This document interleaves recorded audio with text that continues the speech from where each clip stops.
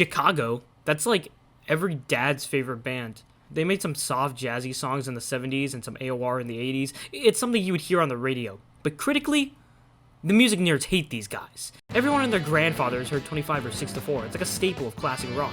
And someone's dad has played Saturday in the Park in their car for their son and their friends to hear.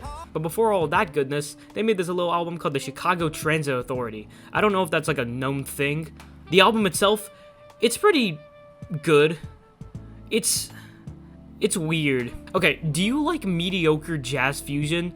No. Do you like the concept of jazz fusion but want more whiteness from it and a little prog rock? So I guess essentially Steely Dan but progressive, and 2 years before Steely Dan. Yeah, that's what the Chicago Transit Authority is. Yeah, Chicago Transit Authority was actually the name of the band, but the actual Chicago Transit Authority, like the train station, said you have to change your name. So that's why Chicago 2 is actually Chicago, because it's the first album with the name Chicago, but it's the second Chicago album. It's not it's not that confusing. Pretty cool, right? Let's get into the album. Oh yeah, we're already getting to good stuff. This song goes on for like 6.5 more minutes just like this. There's a drum solo somewhere here and this jazz takeover type thing halfway through. Oh, also this guitar comes in at this part. And that's really all you need to know about what kind of album this is. Yes, maybe it's not as big as something like Hot Rats by Frank Zappa or Bitches Brew by Miles Davis, but it's music and I like it. Here we have a big song. Does anyone really know what time it is? According to Rate Your Music, reliable source, this is the second best thing that Chicago ever did. It starts with this piano mashing, but then it becomes a normal jazz pop song. Yippee! I mean, it's a good example of that, but like, I want these guys to jam out more.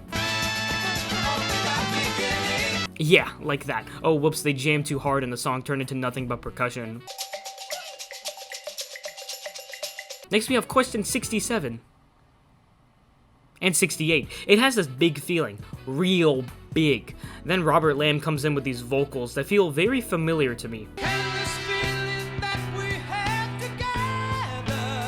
I don't know why. This part sounds like the Flintstones theme.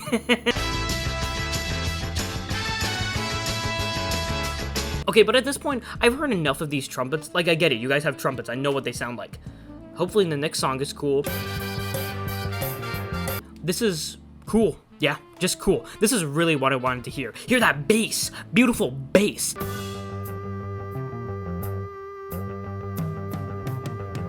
And the trumpets are still blaring the whole time. It reminds me of a certain series of video games. Also cool cowbell, I guess. Here's poem 58. It's like 8 minutes long. Did it have to be 8 minutes long? Yes, it did. I love a good spaceless guitar sequence. It doesn't even have to be good. If you play the guitar long enough, I'm going to like it. Also, hear this melody line. Ooh. Okay, we're halfway through this, and I think it's a good time to mention that this album is in fact a double album. Yeah, they jammed too hard and took up too much space on the vinyls that they had to make 2 records. You can get both of these on the CD though, which is probably the more preferable way to listen to this than big plastic discs. But okay, 36 minutes into this album, what else could the Chicago Transit Authority possibly throw at us? No, this is not the burning of a neutron star. This is Freeform Guitar by Chicago. And I think that really, it's one of the more interesting things they did. It doesn't really sound... You can't really call this an interlude. It takes up too much of the record to be one. But it is genuinely one of the worst things I've ever heard. Remember that this is the same band that made Saturday in the Park? Next we have South California Purples.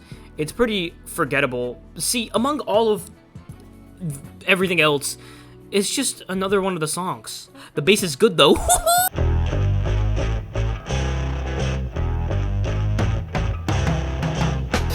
They covered I'm a Man by the Spencer David Group, which is already a pretty funky song. Funky in musical content, not like a weird gummy worm. And generally, people think that no cover can match up, but I'm gonna go to the defense of my Illinois natives. I like this cover better than the original. Hey, does the original have this sick guitar?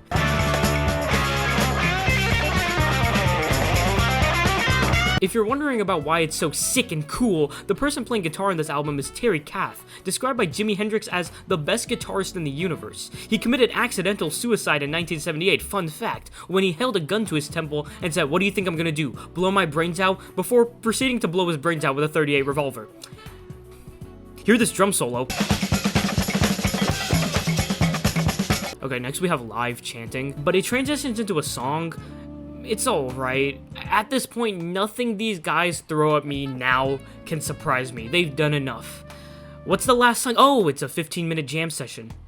That's cool. It's what you'd expect. The guitar tone does remind me of that one solo in the Meredith Brooks song that's like really bad. Here, let me find it.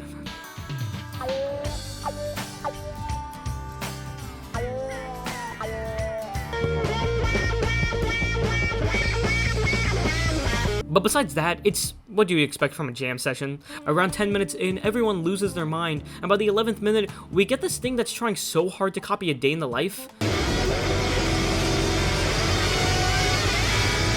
Then they do this hard reset, the song actually sounds good again, and Mr. Kath goes crazy on that guitar. And then the album ends. That was an experience, to say the least. They never made anything quite like this again, and that's why it's great. If you like white guys, listen to this. Otherwise, stick with normal jazz fusion and don't listen to this.